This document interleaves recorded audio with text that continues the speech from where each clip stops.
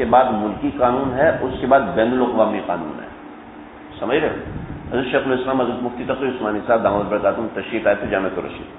تو میں جب بھی اپنا قانون بناؤ تو اس میں 3 بنیادیں رکھوں.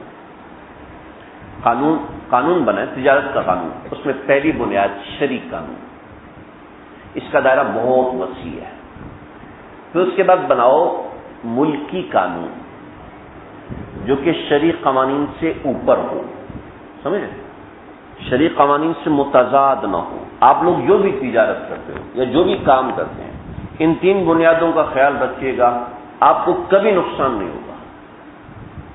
سب سے پہلے اپنی تجارت، کسی نے ایک دکان کھولی ہے، اس دکان کو شریع بنیاد، شریع قوانین اس کے کچھ رکھیں.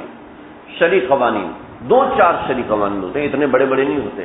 کبھی امپلیمنٹیشن ہو تو آپ کو انشاءاللہ بڑے اچھے سے سمجھ میں آ جائے. بطور مثال، میری تجارت میں لین اور دین کس طریقے سے ہوگا؟ نقد کے طریقے سے ہوگا، ادھار کے طریقے سے ہوگا. نقد کے طریقے سے ہونے کا نام ایک تجارت ہے، ادھار کے طریقے سے ہونے کے کئی نام. بے سلم ہے، بے مضاربہ ہے، بے مشارکہ ہے. کس طرح ہوگا؟ یہ نمبر ایک شرعی قانون. اس کے بعد ملکی قانون. ملکی قانون بھی تو ہو تجارت کا کہ اس پروڈکٹ پہ اتنا ٹیکس ہے. صرف ٹیکس تو ہے لیکن قانون کوئی نہیں. جو ٹیکس بغیر قانون کے ہے، آپ مجھے بتائیں وہ صحیح ہو سکتا ہے جی؟ آپ نے 200 روپے کی مرغی خریدی ہے جی، اس میں سے آدھی مرغی مجھے دینی پڑے گی. آپ کو کیوں مجھے دینی پڑے گی؟ یہاں میں مرغی نہیں مانگ رہا، میں آپ سے مرغی کے پیسے مانگ رہا ہوں. کیسے مانگ؟ پتہ نہیں کیسے مانگ رہے. بغیر قانون کے ٹیکس لگے گا تو کیا ہوگا جی؟ ہاں ابھی قانون بن رہے ہیں، اللہ کرے مکمل طریقے سے بنے. ٹھیک ہے جی. قانون بننے کا طریقہ کیا ہے؟ پیچھے مجھ سے اگر 50 روپے 100 روپے کے اوپر ٹیکس لیا جا رہا ہے، اس کا طریقہ کیا ہے؟ کیا وجہ ہے؟ ہمارا ایک چھوٹا سا کارڈ ہم ڈالتے ہیں، اس کے کچھ پیسے آتے ہیں، پیچھے 15-20 روپے کٹتے ہیں. اس کا طریقہ کیا ہے؟ پتہ ہونا چاہیے کیا طریقہ کار ہے. جی میرے سے آپ 20 روپے لے رہے ہیں، پھر ہر کال پہ مجھ سے ٹیکس لے رہے ہیں. اس کا طریقہ کار ہونا چاہیے. سب سے پہلے شرعی طریقہ، اس کے بعد ملکی طریقہ، اس کے بعد بین الاقوامی طریقہ. فرمایا اپنے قوانین کو، اپنی تجارت کو ان تینوں قوانین کے مطابق چلاؤ، آپ کی تجارت ہمیشہ کامیاب ہوگی. تینوں قوانین آپس میں متصادم نہیں ہونے چاہیے. جو چیز شرعی قانون میں نہیں آتی اس کو لے کے آؤ ملکی قانون میں، جو ملکی قانون میں نہیں آتی اس کو بین الاقوامی قانون میں لے کے آؤ. یہ بڑے لوگوں کے کرنے کے کام ہے. ہمارے لیے تو چھوٹا قانون کافی ہے، ملکی قانون اور شرعی قانون، یہ 2 چیزیں. ایک بات ہوگی. ایک بات ملکی تجارتی قوانین، اس میں 3 باتیں. سمجھ گئے بھائی؟ بور تو نہیں ہو رہے آپ لوگ؟ بات سمجھ میں آ رہی ہے؟ پھر دوسری چیز تجارتی اخلاق، بزنس ایتھکس. زبان خراب نہیں کرنی. زبان خراب نہیں کرنے کا بہت سے مطلب ہے. نمبر 1، آپ نے جو زبان دی اس کو پورا کریں. آپ نے کہا سر میں آپ کو 20 تاریخ کو ڈیلیوری دوں گا، اس کا اصول ہونا چاہیے کہ آپ کے پاس مال 19 تاریخ کو تیار ہونا چاہیے.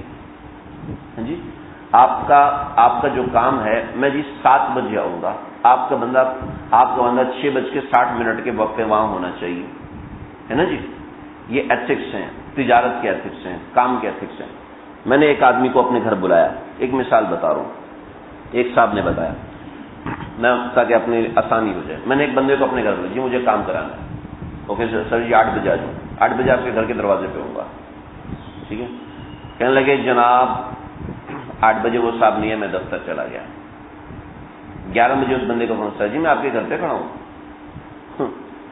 الو کے پٹھے گالی نکلے گی نا. اس نے تو کوئی اور دی تھی، میں تھوڑی ادب والی گالی دے رہا ہوں.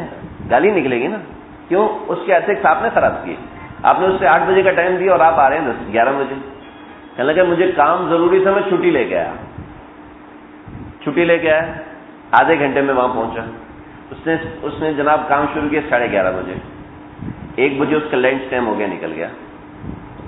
اور کسی دوسرے کو اس نے لگایا ہوا تھا، ہاں آؤں گا. کھانا کھانے گیا، پھر 5 بجے آیا. اب میرا پورا دن اس نے خراب کیا اور مجھ سے اس نے یہ 6,000 روپیہ تو چلا گیا. اگر یہی آدمی آج صبح 7 بجے جب سوئی سے کام کرے گا، اس کا کام 12 بجے تک ختم ہو جائے گا. جس کو ٹوپیاں کرا رہا ہے 2 بجے اس کے پاس جائے، مغرب تک اس کے پاس جائے، شام کو اپنی بیوی بچوں کے پاس رہے. ایک دن کے اندر 14-15 ہزار کمائے اور یہی ایک دن میں 6,000 کما رہے اور ٹوپیاں الگ کرا رہے ہیں جی. اس کا نقصان ہے کہ فائدہ ہے؟ بزنس ایتھکس، تجارتی اخلاقیات جو شریعت نے سکھائے، جو زبان دی ہے پوری کرے، جو کوالٹی دی ہے پوری کرے، سمجھ رہے، جو تاریخ دی ہے پوری کرے، جو کام کیا ہے پورا کر کے دے، اپنی زبان کا پکا ہو. یہ پاکستان میں یہ ٹریولنگ ایجنسیاں کون سی کامیاب ہوتی ہیں؟ جو زبان دیتی ہیں وہ کرتی ہیں، اور کتنے لوگ پریشان ہوتے ہیں. تو نمبر 2 یہ چیزیں، تجارتی قوانین، تجارتی اخلاقیات، سمجھ رہے ہیں؟ ان قوانین میں آ جاتے سود سے اپنے آپ کو بچائیں، قمار سے اپنے آپ، جوئے سے اپنے آپ کو بچائیں. اب دیکھیں قوم شعیب یہی کام کرتی تھی، اور اس کو آگے کیا ہوتا تھا آپ ذرا سمجھیے گا. وَإِلَىٰ مَدْيَنَ أَخَاهُمْ شُعَيْبًا، مدین والوں کے پاس ہم نے حضرت شعیب علیہ السلام کو بھیجا. مدین یہ کون تھا، کیا تھا، اس کی بڑی تاریخ ہے، ہمیں اس میں جانے کی ضرورت نہیں ہے. کسی نے سمجھنی ہو تو قصص القرآن دیکھو. قال یا قوم اعبدوا اللہ ما لکم من الہ غیرہ، اللہ کی بندگی کرو. ولا تنقصوا المکیال والمیزان، اور ناپ اور تول میں کمی نہ کرو. ناپ اور تول صرف سبزی تولنا نہیں، گوشت تولنا نہیں، بلکہ ہر قسم کی تجارت ہے. انی اراکم بخیر، میں تمہیں دیکھ رہا ہوں کہ تم بڑے خوشحال ہو. وانی اخاف علیکم عذاب یوم محیط، لیکن مجھے ڈر لگتا ہے تمہارے اوپر عذاب آ جائے گا. سمجھ رہے ہیں؟ پرانی قوم کا قصہ سنانے کا مقصد ہے اگلی قوم کو بتا دیا جائے کہ تم آج خوشحال ہو تو اس خوشحالی پہ خوش نہیں ہونا. آج جو تم بےایمانی کر کے خوشحال ہو نا، تو کل تم تباہ ہوگے جیسے یہ قوم تباہ ہوئی. سمجھ رہے؟ کل تم تباہ ہوگے جیسے یہ قوم تباہ. کیسے تباہ ہوئے وہ بھی میں بتا دوں. وَيَا قَوْمِ أَوْفُوا الْمِكْيَالَ وَالْمِيزَانَ بِالْقِسْطِ، انصاف کے ساتھ. انصاف یعنی انصاف کیا ہوتا ہے؟ شرعی قوانین. شرعی قوانین، جی ہمارے ہاں تو سود لگتا ہے، نہیں، شرعی قوانین کے مطابق. وَلَا تَبْخَسُوا النَّاسَ أَشْيَاءَهُمْ، اور لوگوں کو چیزیں دینے میں تنگ نہ کرو. مال ڈیلیوری کرنے میں مسئلہ کرتے ہیں نا جی. وَلَا تَبْخَسُوا النَّاسَ أَشْيَاءَهُمْ، مال کی ذخیرہ اندوزی، ٹھیک ہے، مال کی اجارہ داری، ٹھیک ہے، مال پہ منوپلی اور اس طرح کی چیز. وَلَا تَبْخَسُوا النَّاسَ أَشْيَاءَهُمْ وَلَا تَعْثُوا فِي الْأَرْضِ مُفْسِدِينَ، اور زمین میں فساد مت پھیلاؤ. ان چیزوں سے زمین میں فساد ہوتا ہے، ان چیزوں سے قوموں میں فساد ہوتا ہے. اور قوموں میں فساد کرکٹ گراؤنڈ میں تھوڑی ہوتا ہے، گھروں میں ہی تو ہوتا ہے، تباہی مچتی ہے. کیسا فساد ہوا تو ہمیں بقیت اللہ خیر لکم، اور جو چیز اللہ نے تم کو دی یہی تمہارے لیے بہتر ہے. یعنی جو تم تجارت کر رہے ہو، جو تم کام کر رہے ہو، یہ تمہارے لیے بہت اچھی ہے. ان کنتم مومنین، اگر تم اس پہ ایمان لاؤ اور صحیح سے کام کرو. وما انا علیکم بحفیظ، اور میں تمہارے اوپر نگران نہیں ہوں کہ میں تمہارے اوپر تمہیں دیکھتا ہوں یہ تم غلط کر رہے ہو اس کو صحیح کرو. ہر بندہ خود اپنے اوپر نگران ہے، ہر بندہ خود اپنے آپ کو دیکھنے والا ہے. کوئی اگر نصیحت نہ لے تو اس کی مرضی ہے، ورنہ ہر بندہ خود اپنے آپ کو دیکھ سکتا ہے. قالوا یا شعیب، دیکھیں بات کیا ہوئی ہے اور جواب کیا ہے. قالوا یا شعیب اصلاتک تأمرک ان نترک ما یعبد آباؤنا، تیری نماز نے تجھے روکا ہوا.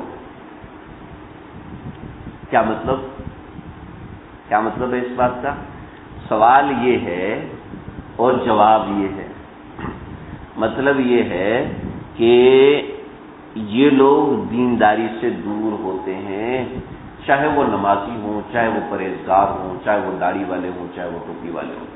جو لوگ اس نوعیت کی حرکتیں کرتے ہیں وہ نماز سے چڑھتے ہیں، اگرچہ دوسروں کو دکھانے کے لیے نماز پڑھیں. اور نماز کی ایک خاصیت ہے، انہا لکبیرۃ الا علی الخاشعین، جو اللہ سے ڈرتے ہیں ان کے علاوہ نماز ان پر مشکل نہیں ہوتی. باقی ہر بندے پر نماز مشکل ہوتی ہے. میں کہاں سے پڑھ رہا ہوں؟ سورہ بقرہ ہے، قرآن سے پڑھ رہا ہوں. انہا لکبیرۃ الا علی الخاشعین. کیوں حضرت؟ صحیح پڑھ رہا ہوں نا، قرآن سے پڑھ رہا ہوں نا، عربی تو نہیں بنا رہا. میں نے ایک جگہ پر ایک قرآن مجید کی کوئی آیت پڑھی نا، تو کہنے لگے اپنے پاس وہ ابھی بڑھائی جاتا ہے کہتے اپنی طرف سے عربی بنایا ہے. وہ کوئی بریلوی تھا نا، تو میں نے کہا اللہ نے تو قرآن میں قل انما انا بشر مثلکم، میں تو بشر ہوں. کہتے ہیں اپنی طرف عربی بڑھائی جاتا ہے کہتے ہیں اپنی طرف سے عربی بنا رہا ہے، اپنی طرف سے تو نہیں. انہا لکبیرۃ، دوستو یہ بہت لمحہ فکریہ. اگر نماز پڑھنا ہمارے لیے مشکل ہے نا، بہت ڈرنے کی بات ہے. اللہ کے ہاں مردود ہو چکا ہے، خود کو مقبول سمجھ رہا ہے، بڑی پریشانی کی بات ہے. اور کسی کو پریشانی نہیں ہو رہی تو اور بھی پریشانی کی بات ہے. الصلاۃ تأمرک ان نترک ما یعبد آباؤنا او نفعل فی اموالنا ما نشاء. ہم اپنے پیسوں میں جو ہمارے پیسے میں جو مرضی کریں. مولوی صاحب تم کون ہوتے ہیں ہمیں روکنا؟ تم مسجد میں رہو، بس تم مسجد میں رہو. یہ دوسرا جواب ہے. الصلاۃ آپ مسجد میں رہو. یہ میں نہیں کہہ رہا جی، ہمارے استاد اعظم مفتی ابو الوضع شاہ منصور صاحب وہ کہتے ہیں تم مسجد میں رہو، ملا کی دوڑ مسجد تک، بس آپ مسجد میں رہو، نمازیں پڑھو، مدرسے چلاؤ، یہ کام کرو. تجارت میں آنے کی کوئی ضرورت نہیں ہے. تجارت میں مشورے دینے کی، جائز ناجائز بتانے کی کوئی ضرورت نہیں ہے. مطلب یہ ہے کرپشن کرنے والا عام طور پر علماء سے دور ہوتا ہے. اور کہتے ہیں او ان نفعل فی اموالنا ما نشاء، ہمارا پیسہ ہم جو مرضی کریں. مولوی صاحب آپ کون ہوتے ہیں ہمیں کہنے والے کہ تم حرام کما رہے ہو؟ آپ کون ہوتے ہیں ہمیں روکنے والے کہ یہ سود ہے؟ آپ کون ہوتے ہیں ہمیں روکنے والے؟ سارے سود کھا رہے ہیں، ہم بھی کھا رہے ہیں تو کیا ہوا؟ ساری کرپشن کر رہے ہیں، ہم بھی کر رہے ہیں تو کیا ہوا؟ یہ ایسے جواب ہوتے ہیں. انک لانت الحلیم الرشید، آپ بہت تیز آدمی ہیں، آپ بہت تیز آدمی. آپ چاہتے ہیں ہم یہ چھوڑ دیں، سارے پیسے آپ کو ملیں. آپ امیر بننا چاہتے ہیں، آپ کو تو غریب بننا چاہیے، آپ امیر بننا. انک لانت الحلیم الرشید، آپ بہت تیز آدمی ہیں، بڑے نرم بن کے تیز ہو رہے ہیں آپ. یہ حلیم اور الرشید علماء فرماتے ہیں یہ انہوں نے طنز کرتے تھے، جیسے آج لوگ علماء پہ طنز کرتے ہیں. یہ میں نقل کر رہا ہوں، میں اپنی کوئی بات نہیں بتا رہا. جس سے آج علماء پہ طنز کرتے ہیں، یہ چاہتا ہے اس کے پاس گاڑی ہو، یہ چاہتا ہے اس کے پاس آزائش ہو نا، پھر اس کو پتہ چلے اس میں مزہ کتنا ہے، اس کو پتہ چلے کہ اتنی آمدنی ہو پھر مزہ آتا ہے. ان کو کیا پتا، یہ کیا جانے. انک آپ چاہتے ہیں کہ یہ سب آپ کو مل جائے. قال یا قوم ارأیتم ان کنت علی بینۃ من ربی، میں اپنے پروردگار کی طرف سے دلیل دے رہا ہوں، اپنے پروردگار کی طرف سے دلیل دے رہا ہوں، یعنی قرآن اور حدیث. یہ آج کے دلائل ہیں کہ نہیں ہیں؟ ورزقنی منہ رزقا حسنا. اور آج آپ سے میں پوچھتا ہوں، آپ سب حضرات نے کبھی علماء کرام سے مسئلہ پوچھا ہے؟ کوئی ایسا ہے جس نے مفتی صاحب سے مسئلہ نہ پوچھا ہو؟ کوئی ایسا ہے؟ سب نے پوچھا نا. کبھی ایسا ہوا مفتی صاحب نے بتایا ہاں جی میری فیس ہے جواب دینے کی 1500 روپیہ، اگر آپ کہیں تو میں جواب دوں آپ؟ کیوں جی؟ مفتی صاحب سے اپوائنٹمنٹ لیں، اپوائنٹمنٹ کے ہیں 2000 روپے، بہت مصروف ہوتے ہیں. پاکستان کے سب سے بڑے مفتی کون ہے جی؟ مفتی اعظم پاکستان مفتی رفیع صاحب. ان سے ملنے کا اپوائنٹمنٹ کتنے پیسوں کا ہے؟ دارالعلوم کی ویب سائٹ سے جا کے چیک کر لیں. جی ایسا ہے؟ نہیں جی. اور پاکستان کے چھوٹے سے ڈاکٹر جو کنسلٹنٹ ہے اس سے ملنے کا کم از کم 1500 روپے پیسے تو ہے نا. آپ نے اس سے بات کرنی ہے، ڈسکس کرنا، مشورہ کرنا ہے. چاہے آپ زندہ ہیں مر جائیں، آپ کو اپوائنٹمنٹ لینا تو پیسے دینے پڑیں گے. اپنے ڈاکٹر کے پاس جانا ہے تو فیس جمع کرانی پڑے گی. بعد میں وہ معاف کر دے الگ بات ہے، لیکن پہلے تو دینی پڑے گی. کیوں جی؟ مسئلہ بتانے کے پیسے ہوتے ہیں. قال ارأیتم ان کنت علی بینۃ من ربی ورزقنی منہ، مجھے اللہ نے بہت دی ہے، مجھے تمہارے پیسوں کی ضرورت نہیں ہے. میں تو وما اريد ان اخالفكم الى ما انهاكم، ارے میں تم سے لڑائی بھی نہیں کر رہا، مخالفت بھی نہیں کر رہا، نہ میں یہ چاہتا ہوں تمہاری جگہ لے لوں. ان اريد الا الاصلاح ما استطعت، میں تو تمہیں کہتا ہوں تم ٹھیک ہو جاؤ، میں تو صرف اتنا کہتا ہوں اپنا کام ٹھیک کر لو. وما توفیقی الا باللہ، اور مجھے اس کے پیسے نہیں ملتے، بس مجھے اللہ کی طرف سے توفیق ملی ہے کہ میں آپ کو سکھا رہا ہوں. آج بتائیں آج مفتیان کرام یہی کام کر رہے ہیں کہ نہیں کر رہے؟ اور ان کو جواب میں یہی تو رہا ہے مفتی صاحب آپ تو ہی مسجد سے رہو بس، ہاں آپ صرف نماز پڑھیں، آپ صرف مسجد میں رہیں، مسجد سے باہر کا کام آپ کا نہیں. یا قوم لا یجرمنکم شقاقی، اے میری قوم میری مخالفت کا ایسا نہ ہو ان یصیبکم مثل ما اصاب قوم نوح، ایسا نہ ہو جس سے قوم نوح تباہ ہوئی ایسے تم بھی تباہ ہو جاؤ. او قوم ہود او قوم صالح، قوم ہود قوم صالح جن کا میں نے پہلے ذکر کیا. وما قوم لوط منکم ببعید، اور قوم نوح تمہارے پاس ہی ہے، قوم لوط تو تمہارے پاس ہی ہے جیسے انہوں نے انبیاء کی مخالفت کی. ہاں کام کیا کرنا ہے؟ واستغفروا ربکم ثم توبوا الیہ، استغفار کرو، اللہ سے معافی مانگو اور اپنا کام ٹھیک کرو. کیوں جی؟ آج علماء مفتیان کرام یہی کہتے ہیں نا، یہی کہتے ہیں کہ نہیں کہتے جو حضرت شعیب نے؟ یا کچھ فرق ہے یا میری وجہ سے آپ سر ہلا رہے ہیں؟ یہی ہوتا ہے نا. ہاں ان ربی رحیم ودود، میرا پروردگار بڑی محبت سے معاف کرنے والا ہے. کیسا پیارا انداز ہے، میرا پروردگار محبت سے معاف کرنے والا ہے. کیوں جی؟ کیوں جی؟ بچوں کو جب وہ معافی مانگتے ہیں تو ماں باپ کیسے معاف کرتے ہیں؟ صرف معاف نہیں کرتے، گلے سے لگا لیتے ہیں، کہتے چل میں تجھے ٹافی کھلاؤں، چل میں تجھے آئس کریم دلاؤں. ایسا ہی ہوتا ہے نا. ان ربی رحیم ودود. چاہے تم نے کتنی بھی کرپشن کی ہے، اللہ سے معافی مانگ لو. آپ کی مخالف حکومت آپ کو نہیں چھوڑے گی، لیکن اللہ کہتے ہیں کچھ بھی کیا آ جاؤ معافی مانگو، میں معاف کر دوں گا. قالوا یا شعیب، جواب کیا دیا؟ وہی جو مولویوں کو دیتے ہیں. ما نفقه کثیرا مما تقول. مولوی صاحب تھوڑی گالی سمجھ نہیں آتی، مولوی صاحب آپ کی بات ہمیں سمجھ ہی نہیں آتی. ما نفقه کثیرا مما تقول، آپ جو بولتے ہیں ہمیں سمجھ ہی نہیں آتا. اتنی مشکل اردو بولتے ہیں آپ انگریزی سیکھیں، آپ ہمیں انگریزی میں مسئلے بتایا کریں. ایک وکیل صاحب میری مسجد میں آیا اور مجھے انہوں نے کوئی مسائل بتانا شروع کر دیا. جب میں نے ان سے انگریزی میں وضاحت مانگی تو فوراً اردو پہ آ گئے. ان کو انگریزی بھی نہیں آتی، ایسی قابلیت ہے ان کے اندر. قالوا یا شعیب ما نفقه، مجھے بھی نہیں آتی لیکن میں نے وہ بڑی انگریزی بولی. اتنی اچھی نہیں آتی، تھوڑی تھوڑی تو آتی، کسی کو تھوڑا بہت ٹرکھا لیتا ہوں تو ٹھیک، لیکن اتنی اچھی تو نہیں آتی نا. تو ہم نے وہی انگریزی بولی جو ہمیں پروفیسر صاحب نے سکھائی تھی. ایسی انگریزی بولا کرو تھوڑی جو لغت میں بھی نہ ہو. وہ فوراً اردو میں آ گئے. ما نفقه مما، یہ بچنے کا طریقہ ہوتا ہے. ما نفقه كثيرا مما تقول، آپ جو کہتے ہیں ہمیں سمجھ ہی نہیں آتی. وَإِنَّا لَنَرَاكَ فِينَا ضَعِيفًا، ہم دیکھتے ہیں آپ تو فتو فقیر ہیں، آپ تو غریب آدمی ہیں. یہ حضرت شعیب کو کہہ رہے ہیں، آج کے مولویوں کو نہیں کہہ رہے جی. وَلَوْلَا رَحْتُكَ لَرَجَمْنَكَ، اگر آپ مدرسے والے نہ ہوتے نا ہم آپ کو چھیل دیتے، ہم آپ کی پٹائی کر دیتے.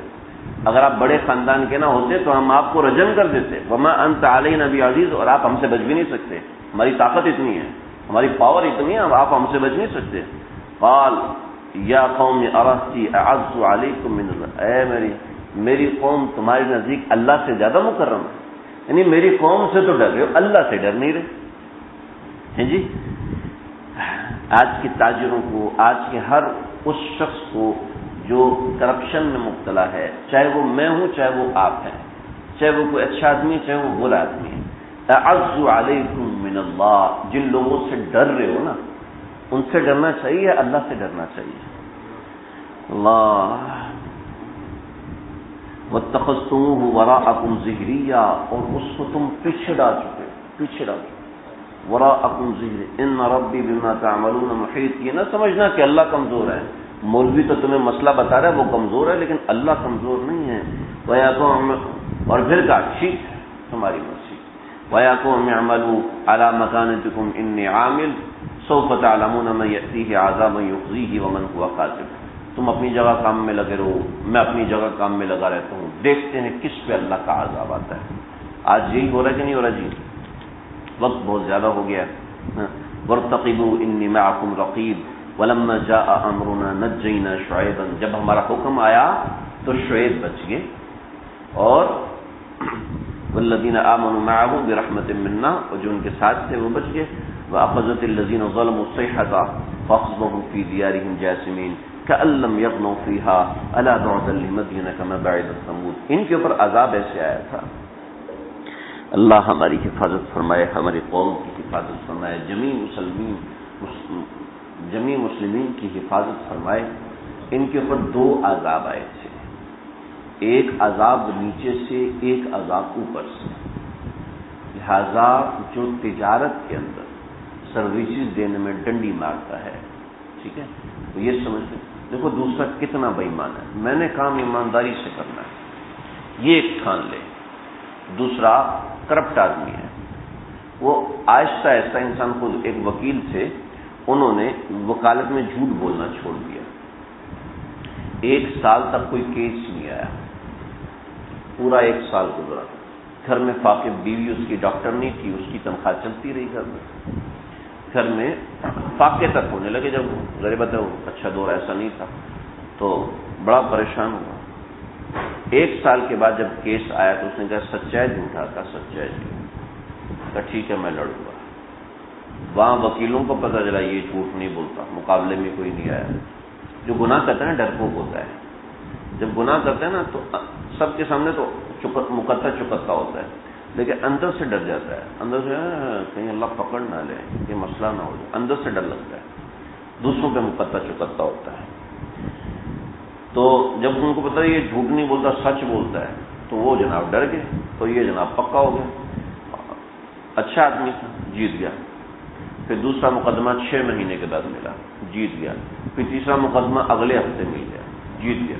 ججوں کو پتا یہ بندہ جھوٹ نہیں بولتا، اور جو بندہ جھوٹ نہیں بولتا نا اس کے پاس اپنی بات ثابت کرنے کے بڑے دلائل ہوتے ہیں، کیونکہ حقیقت سے بات کر رہا ہوتا ہے۔ جناب کچھ 3-4 سال کے اندر جج بن گیا، اور جج بننے کے بعد جتنے وکیل تھے سب نے جھوٹ سے توبہ کر لیا۔ ایک بندے کے سچ نے 3 سال مجاہدہ کیا، 3 سال میں بھی 1.5 سال مجاہدہ کیا، اور کیا ہوا؟ بس اللہ نے کام کیا۔ آج رکھو 75 لاکھ روپے ادھر، 75,000 روپے، لاکھ تو بہت زیادہ ہو، 75,000 روپے۔ ابھی ہمارے ایک جاننے والی بیچاری خاتون کتنا جناب ٹیوشن پڑھاتی ہے بیچاری کچھ بچوں کو، 75,000 روپے یہاں رکھو، تب کام کریں، کام بن جائے گا، فکر نہیں کرو۔ کیوں جی آپ کیسے کریں کہ اس نے آ کے 70,000 روپے رکھا، تم 5,000 اوپر دو، تو اس کے کیا اعتبار ہے؟ وہ 80,000 روپے مزید 10,000 اور دے دے گا، پھر میرا کام خراب کر دے گا۔ جو حرام کاری کرنے والا اس کا تو ایمان ہی نہیں ہے نا۔ ایک آدمی جی مجھے حالات کی وجہ سے مجبور جھوٹ بولنا پڑتا، کوئی مجبور نہیں ہوتا، ایک دفعہ اللہ پہ نظر رکھے، ایک دفعہ اللہ پہ نظر کرے، اور جو ایسے کرتا ہے نا اس کے ساتھ یہ ہوتا ہے۔ 2 عذاب نازل ہوئے، دیکھیں عذاب سے انسان وقتی طور پر ڈر جاتا ہے، اصل ہے خشیت الہی، دل میں اللہ کا تعلق ہو۔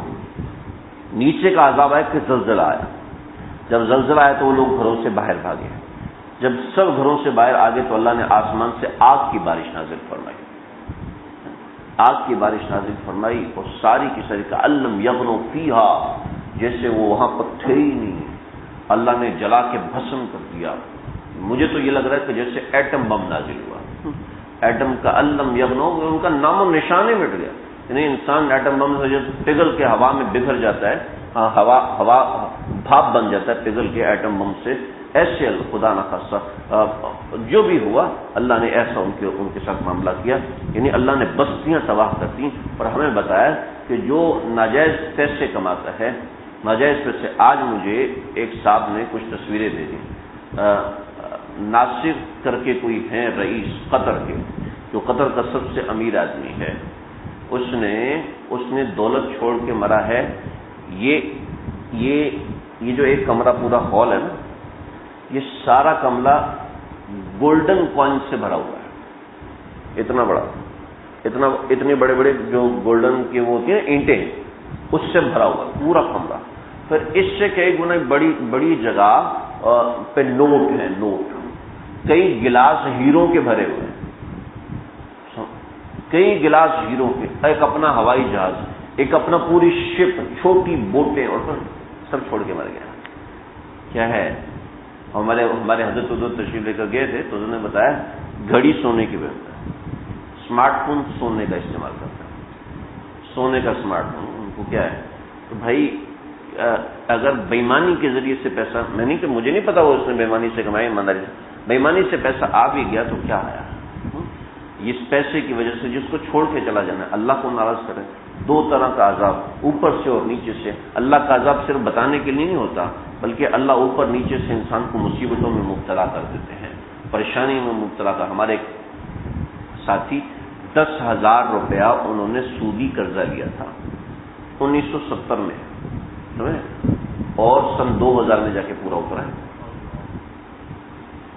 10,000 کے پیچھے ہم نے 70,000 سے بھی اوپر پیسے بھرے ایک وقت میں، وہ 10,000 روپئے کمپاؤنڈ لگتا گیا۔ بھائی اللہ کی نافرمانی سے بچیں جی، ایک یہ تجارت نہیں ہے، اللہ کی ہر قسم کی نافرمانی، ہر طرح کی نافرمانی۔ اور آج کل جو نافرمانی عام ہیں یہ 5 نافرمانی ہیں۔ ایک اللہ سے رجوع نہ ہونا، جیسے قوم لوط کا رجوع نہیں تھا۔ ایک اپنی طاقت پر غرور ہونا، یہ دیکھو جو لوگ بیمار ہوتے ہیں ان کو دیکھ کے عبرت حاصل کریں، جو لوگ جسمانی بیماریوں میں، معذوری میں مبتلا ہیں، ان کو دیکھ کے عبرت حاصل کریں۔ پھر تیسرا ٹیکنالوجی کا غرور، ٹیکنالوجی کا غلط استعمال آج کل جو ہو رہا ہے، میں بتا چکا ہوں، بار بار ذکر کرنے کا جی نہیں چاہتا۔ اس کے بعد فحاشی اور عریانی، اس سے بچیں۔ دیکھو جو کچھ لوگ ہوتے ہیں ننگی فلموں میں مبتلا، وہ تو اللہ سے معافی مانگتے ہیں توبہ، لیکن جو یوٹیوب اور فیس بک میں لگے ہوتے ہیں نا، ان لوگوں کو تو توبہ کرنے کی بھی توفیق نہیں پہنچی۔ بہت خطرناک چیز ہے، اتنی خطرناک چیز ہے، اتنی کہ رجوع اللہ کٹ، قرآن سے تعلق کٹ، نماز سے تعلق کٹ، نیند سے تعلق کٹ، ماں باپ سے تعلق، ہر چیز سے کٹ جاتا ہے، اپنی تعلیم سے، صحت سے، ہر چیز سے کٹ کے رہ جاتا ہے۔ اور میں کہتا ہوں اپنے گھروں میں رات کو عشاء کے بعد اسمارٹ فون استعمال کرنے پہ پابندی لگا دیں کہ اپنے دفتر میں جاؤ آؤ۔ اکثر بیویاں شکایت کرتی ہیں کہ میرا شوہر اسمارٹ فون، اکثر شوہر شکایت کرتے ہیں میری بیوی ہر وقت فون پہ لگی رہتی ہے، ہر وقت فون پہ لگی رہتی ہے۔ جو چیز آپ نے دراڑ پیدا کری ہے کیوں اس کو درمیان میں لاتے ہیں؟ شوہر گھر میں آ کے فون استعمال نہ کرے، یہ جڑ ہے ان چیزوں کی۔ اور آخر میں جو پانچویں چیز ہے جو قوموں کو تباہ کرتی ہے، کرپشن، یہ خاص طور پر میں مردوں سے مخاطب ہوں اس درس کے اندر خاص طور پہ کہ اس میں خیال کریں، اور دوسرے نمبر پر خواتین سے مخاطب ہوں کہ اپنے شوہروں کو تیار کریں۔ بس ایک واقعہ سناتا ہوں، تو ایک واقعہ سنا کے ختم کرتا ہوں، وقت آج واقعہ زیادہ ہو گیا، لیکن انشاءاللہ آپ لوگوں کو فائدہ ہوگا انشاءاللہ، مجھے بھی اللہ فائدہ نصیب فرمائے۔ ایک صحابی رسول صلی اللہ علیہ وسلم گھر سے نکلے، گھر سے نکلنے کی سنت یہ ہے کہ بیوی گھر کے دروازے پر آئے، جس کی ہے، ٹھیک ہے نا، ایسا نا اماں سے کہو اماں جی وہ سنت ادا نہیں ہو رہی، پوری کرنی ہے، بیوی گھر کے دروازے تک آئے۔ ارمغان بہت خوش ہوئے ہیں، بیوی گھر کے دروازے پہ آئے، اس کو دعا کر کے اس سے دعا لے، یہ ایک مصنون عمل ہے، جس کی ہے وہ استعمال کریں جی، لڑائی کر کے گھر سے نہ نکلا کریں۔ تو بیوی گھر پہ آئی، سلام کیا، دعا کی، چلے گئے۔ پورا دن تلاش کیا، کوئی نوکری نہیں ملی، واپس آ گئے۔ دوسرے دن گئے، کچھ نہیں ملا، تیسرے دن گئے، کچھ نہیں ملا، چوتھے دن جانے لگے تو شوہر چلے گئے تو بیوی نے واپس آئے، کہ آج 3 دن ہو گئے فاقے کو، اب شرعی طور پہ گنجائش ہے، یعنی ہماری حالت اتنی خراب ہو چکی ہے کہ شرعی طور پہ گنجائش ہے کہ ہم حرام کھا سکتے ہیں۔ مجھے یقین ہے اللہ کی ذات پہ کہ آپ کبھی حرام نہیں کھائیں گے، لیکن اس کے ساتھ مجھے یقین ہے کہ آپ مجھے بھوکا نہیں چھوڑیں گے، آپ میرے لیے حرام لے کر آ جائیں گے۔ میں آپ کے سامنے ہاتھ جوڑتی ہوں، اللہ کے واسطے گھر میں حرام لے کر نہیں آنا۔ جب بیوی ایسی ہوتی ہے نا، وہ بچوں کو خود ہی حرام دکھا رہی ہے، ہاں میرا بیٹا مجھے تنگ نہ کرو، یہ کارٹون دیکھو، وہ خود بچوں کو حرام دکھا رہی ہے۔ وہ بچوں کو حرام کھلائے گی نہیں، وہ کہے گی پیسے چاہیے مجھے، وہ کہے گی گاڑی ایسی ہونی چاہیے، مجھے نہیں پتا، ایسی نہیں کہتی ہیں آج کل کی بیویاں، مجھے نہیں پتا، تم کیا کریں، بہت پریشان، گزارا ہی نہیں ہوتا، دیکھو ان کے پاس کتنی اچھی گاڑی ہے، دل کرتا ہے ہمارا ایسا گھر، شوہر بیچارہ مجبور ہو جاتا ہے، وہ بیوی سے محبت کرتا ہے، چاہے اوپر سے لڑائی کرتا ہے لیکن اندر سے تو محبت ہی کرتے ہیں نا سارے۔ بھائی بیویوں کا کردار ہے، شوہروں کا ذہن بنائیں۔ جس گھر کی بیوی، جس گھر کی عورت نیک ہوتی ہے، اس گھر کے سارے لوگ نیک ہوتے ہیں، اور جس گھر کی عورت نیک نہیں ہوتی، شوہر چاہے حسن بصری ہو جائے وہ بھی کل تباہ ہو جائے گا۔ گھروں کو مرد نہیں بناتا، عورت بناتی ہے۔ اگر حلال کمانا ہے، اگر حلال لے کے آنا، عورت پیچھے مضبوط، شوہر سے کہ کوئی کام نہیں ملتا، کوئی بات نہیں، ہم تھوڑا کھا لیں گے، ہم اے سی نہیں چلائیں گے، ہم پنکھا بھی نہیں چلائیں گے، بجلی کا بل کم آ جائے، حرام نہیں آئے گھر میں حرام نہ آئے۔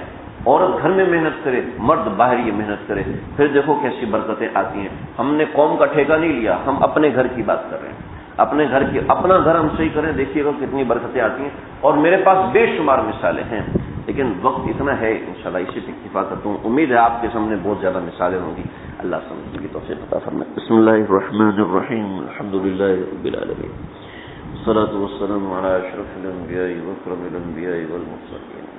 اے اللہ، جو تیرے مبارک بندے کا تذکرہ سنا ہے، تیرے مبارک بندے کی ایک مختصر سی زندگی ہم نے سنی ہے، اس کی نصیحتیں سنی ہیں، اس کے اعمال سنے ہیں، ان کی قوم کی دغابازی اور ان کی اولوالعزمی سنی ہے۔ اے اللہ، اس کو قبول فرما لیجیے، اس کو منظور فرما لیجیے۔ اے اللہ، اس کو ہمارے دلوں میں اتار دیجیے، قلوب میں بسا دیجیے۔ اے اللہ، ہماری تجارت کو شرعی تجارت بنا دیجیے، ہماری نوکریوں کو شرعی طور پر مستحکم کر دیجیے، ہم مطمئن ہوں کہ ہم اپنی نوکری صحیح طریقے سے کرتے ہیں۔ حرام سے ہمارے بچوں کو، ہمیں، ہماری نسلوں کو بچائیے، حرام کمانے سے بچائیے، حرام لانے سے بچائیے، حرام استعمال کرنے سے بچائیے، حرام سوچنے سے بچائیے۔ اے اللہ، اے اللہ، اے اللہ، آج ہماری ایک نسل تباہ ہے حرام کاری کے اندر۔ اے اللہ ہمیں بھی بچائیے، ہماری نسلوں کو بچائیے۔ ہمارے آنے والی پود ہے تباہ ہو رہی ہے، ماں باپ برباد ہو رہے ہیں، جوان مرد عورت برباد ہو رہے ہیں، حرام کاری کرتے ہوئے سمجھ میں بھی نہیں آتی کہ ہم حرام کر رہے ہیں، اس کی تعویلیں نکالنے کی سوچتے ہیں۔ اے اللہ ہمیں ہدایت نصیب فرمائیے، ہماری قوم کو ہدایت نصیب فرمائیے۔ اے اللہ تیرا ڈر، تیری خشیت ہمارے دلوں میں بیٹھ جائے تو پتہ چل جائے زندگی کا مزہ کیا ہے، پتہ چل جائے زندگی کی لذت کیا ہے۔ لذت اسباب میں نہیں ہے، لذت تو تیرے نام میں ہے، لذت پیسے میں نہیں ہے، لذت تو آپ کے تعلق میں ہے۔ اے اللہ ہمیں وہ تعلق نصیب فرمائیے جس سے ہم ہر حرام سے مستغنی ہو جائیں۔ ہم تیرے رزق کے بھوکے ہیں، ہم تیرے رزق کے پیاسے ہیں، ہم تیرے رزق کے بھکاری ہیں۔ ہم کہتے ہیں کہ انتم الفقراء الی اللہ، ہم تیری یہ بات مانتے ہیں، ہم تیرے سامنے فقیر ہیں۔ ہم رزق کی برکتیں مانگتے ہیں، ہم رزق کی وسعتیں مانگتے ہیں، ہم رزق کی کشائش مانگتے ہیں۔ اے اللہ ہمیں حلال طریقے سے عافیت سے عطا فرمانا، دنیا میں بھی سرخرو فرمانا، آخرت میں بھی سرخرو فرمانا۔ اے اللہ ہماری بازاروں کو، ہماری تجارت کو، اے اللہ تجارت کی قوانین نصیب فرمائیے، تجارتی اخلاقیات نصیب فرمائیے۔ اے اللہ جو لوگ برائی میں مبتلا ہیں ان کو شرعی طریقے سے کام کرنے کی توفیق عطا فرمائیے، شریعت کے طریقے سے چلنے والا بنائیے۔ اے مالک کل کائنات ہمارے تاجروں کو علماء کرام مفتیان کرام سے رجوع کرنے والا بنائیے، پوچھ پوچھ کے چلنے والا بنائیے۔ اے اللہ میں جو لوگ بیمار ہیں، گھروں میں، ہسپتال میں، اللہ سب کو صحت کلی عطا فرمائیے۔ اے اللہ تیرا کیا جاتا ہے تو بیماروں کو صحت دیتے، تیرا کیا جاتا ہے تو بے روزگاروں کو روزگار دیتے، تیرا کیا جاتا ہے بے اولادوں کو اولاد دیتے، تیرا کیا جاتا ہے جن بچیوں کے رشتے نہیں آ رہے غیب سے رشتوں کا انتظام فرما دیجیے۔ ہم فقیر تیرے سامنے جھولی پھیلا کے بیٹھے، ہماری دعاؤں کو قبول فرما لیجیے، ہمارے حق میں قبول فرمائیے، ان گھر والوں کے حق میں قبول فرمائیے، پہلے جہاں ترتیب رہی ان کے حق میں قبول فرمائیے، اس گلی والوں کے، محلے والوں کے، اس پورے علاقے اور پورے ملک کے حق میں قبول فرما دیجیے۔ اے اللہ ہمارے آصف بھائی کو درین صالح اولاد کی دولت سے نواز دیجیے۔ اے اللہ ہمارے نعمان بھائی کے بیٹے عبداللہ کو، حسن کو، ہمارے فاروق بھائی کی اہلیہ محترمہ کو، ہمارے نعمان بھائی کی والدہ کو، ان کے والد محترم کو، سب کو شفائے کلی، شفائے کاملہ عاجلہ مستمر عطا فرمائیے۔ ہمارے چند ساتھی ہیں ان کے کام پھنسے ہوئے ہیں، اے اللہ محض اپنے فضل و کرم سے نکالتے ہیں۔ ہمارے ڈاکٹر خالد اے اللہ کچھ پراپرٹی کے مسئلے میں پریشان ہیں، اے اللہ پریشانی دور فرمائیے۔ ہمارے خالد محسن بھائی اے اللہ روزگار کا غیب سے انتظام فرمائیے، تکالیف کو غیب سے دور فرما دیجیے، پریشانیوں کو غیب سے دور فرما دیجیے۔ ہم میں جتنے بھی لوگ ہیں جس کی وجہ سے بھی پریشان ہیں، اے اللہ ان کی ان پریشانیوں کو دور فرما دیجیے۔ اے اللہ ہمارے جملہ مقاصد حسنہ کو آپ جانتے ہیں، اللہ غیب سے بندوبست فرمائیے۔ اللہم ربنا تقبل منا انک انت السمیع العلیم وتب علینا انک انت التواب الرحیم وصلی اللہ تعالی علی خیر خلقہ محمد وآلہ وصحبہ اجمعین۔ عمان ہے نا، عمان سے نیچے کی طرف یعنی سعودی عرب کی طرف آئیں تو تبوک ہے، اور تبوک سے سمندر کی طرف چلنا شروع ہو جائے، السلام علیکم، تو وہاں پر اس علاقے میں وادی شعیب ہے جہاں قوم شعیب آباد تھی۔ تو کسی کا کبھی عمان جانا ہو تو وہاں سے وہ قوم شعیب کی جگہ بھی دیکھ سکتا ہے، حضرت شعیب علیہ السلام کو مزار بھی دیکھ سکتا ہے۔ حضرت شعیب علیہ السلام کی قبر دو جگہ بنی ہوئی ہے۔ میں آپ حضرات کو سنا رہا ہوں اور گزارش کر دوں کہ خواتین 4-5 منٹ میں روانہ ہو جائیں۔ حضرت شعیب علیہ السلام کی قبر دو جگہ بنی ہوئی ہے. جو صحیح جگہ ہے وہ یہ عمان کے پاس ہے، جارڈن جسے کہتے ہیں نا، عمان کے پاس ہے. یہ شام اور اردن ان دونوں کے درمیان کا علاقہ ہے، اور عمان سے نیچے تبوک ہے، اور تبوک سے 207 کلومیٹر اندر کی طرف جائیں تو یہ وہاں پر آتی ہے وادی شعیب. حضرت شعیب علیہ السلام کا یہ علاقہ تھا، بڑا خوبصورت علاقہ ہے. اور ایک دوسرا علاقہ ہے یمن. یمن کا ایک علاقہ ہے شبام، حضر موت ایک شہر ہے، اس کے اندر ایک بستی ہے شبام، اس کے اندر کہا جاتا ہے شبام ہے یا شبام ہے. تو بعض حضرات کہتے ہیں یہاں حضرت شعیب علیہ السلام کی قبر ہے، اور یہاں پر ایک قریب میں کنواں بھی بنا ہوا ہے، جس کے بارے میں بتایا جاتا ہے کہ یہی وہ کنواں ہے جس سے حضرت موسیٰ علیہ السلام نے پانی نکالا تھا. لیکن وہ روایت کمزور ہے، لیکن کسی کو اگر موقع مل جاتا ہے عمان جانے کا یا یمن جانے کا تو یہ دونوں احتمالی مقامات پر اس جگہ کی زیارت کر سکتا ہے، قبر مبارک کو دیکھ سکتا ہے. حضرت شعیب علیہ السلام کی قبر مبارک کے ساتھ ایک مسجد بنی ہوئی ہے، اس مسجد میں نماز بھی پڑھ سکتے ہیں. تو شوق رکھنا چاہیے. اللہ تعالیٰ انبیاء علیہ السلام کی قبر کے اوپر ہر وقت متوجہ ہوتے ہیں. حدیث میں آتا ہے الانبیاء حیات فی قبورہم یصلون، انبیاء اپنی قبروں میں زندہ ہیں اور نماز پڑھتے ہیں. تو انبیاء علیہ جب نبی کریم صلی اللہ علیہ وسلم کی قبر اطہر پہ جائیں تو ان کے موافق درود و سلام پڑھنا ہے. ایسے ہی انبیاء علیہ السلام کی قبر پہ جائیں تو اس کی ایک اپنا افادیت ہوتی ہے، اس کی ایک اپنی نورانیت ہوتی ہے. ہمارے گھر میں روزہ رسول صلی اللہ علیہ وسلم کا ایک غلاف کا ٹکڑا آیا تھا، ایک قطع آیا تھا غلاف کا، اچھا خاصا بڑا تھا. میں یہاں بھی لایا تھا، آپ لوگوں کو بھی دیا تھا، اور باقی سب کو میں نے کہا تھا ہمارے گھر میں آ کے دیکھیں. تو مفتی نعیم صاحب نے فرمایا کہ اس کی برکات ہوتی ہیں، لیکن برکات جو ہیں وہ محسوس کرنے سے ہوتی ہیں. آپ یقین کیجئے وہ ایک قطع آیا تھا ہمارے گھر میں، اور ابھی تک اس کی برکات ہمارے گھر میں ایسا جیسے عجیب سی ایک سکون، اس سے پہلے ایسا نہیں تھا. تو ایسے انبیاء علیہ السلام کی قبور کے اوپر اللہ ایک ایسی سکینت نازل فرماتے ہیں، ایسی سکینت نازل فرماتے ہیں کہ جی حضرت مولانا شاہ محمد احمد صاحب رحمۃ اللہ علیہ پرتاپ گڑھی، یہ ایک جگہ رات میں قیام تھا حضرت والا رحمۃ اللہ علیہ کے ساتھ. تو حضرت مولانا رولق صاحب تشریف لائے، کہنے لگے کہ حضرت مولانا شاہ رولق صاحب کے اوپر جو نور نازل ہو رہا ہے نا، تو آسمان سے زمین تک روشن نظر آ رہی ہے مجھے. امام بخاری رحمۃ اللہ علیہ کا جب انتقال ہوا تو قصہ مختصر، امام بخاری کو ہر جگہ سے نکال دیا. اس سے کراچی میں آئے، یہاں کے مقتدر لوگوں نے کہا امام بخاری کو آنے نہیں دینا، یہاں سے نکال دیا. حتیٰ کہ اپنے علاقے بخارا سے بھی نکال، داخل ہی نہیں ہونے دے، نکالو اس بندے کو. امام بخاری کو اندر داخل نہیں ہونے دے. اتنے حاسدین. جب امام بخاری کا انتقال ہوا اور ان کو دفن کیا گیا تو رات کے وقت ان کی قبر کے اوپر آسمان سے ایک روشنی آئی اور پوری رات رہی. تو جتنے حاسدین ہیں انہوں نے قبر پہ آ کے توبہ کی، معافی میں وہ ہم تو غلط عقیدے کا کوئی ایسا مسئلہ ہوا تھا، وہ اس میں بڑی تفصیل.